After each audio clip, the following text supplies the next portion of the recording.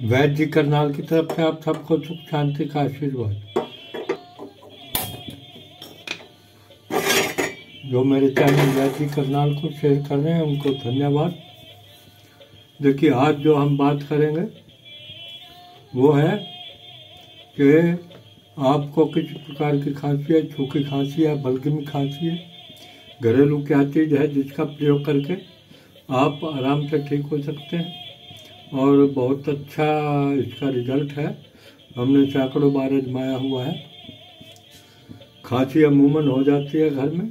खांसी होते ही सबसे पहले जो है ये घरेलू प्रयोग करके देखना चाहिए, तो इससे बहुत ही फायदा मिलता है और बहुत ही अच्छा इसका रिजल्ट है। देखिए, हमने क्या करना है, इसको हमने ये पीसी हल्दी है, देखिए पीसी हल्दी है, तवा हमने गरम कर लिया है, इसके ऊपर डाल के और इसको खूब हमने मामूली, ये देखिए इसका रंग चेंज हो जाएगा।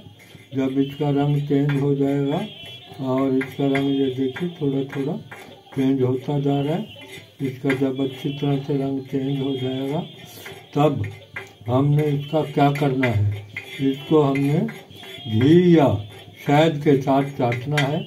घी या शहद के साथ लेने से सूखी खांसी और बलगमी खांसी दोनों में ये फायदा करती है।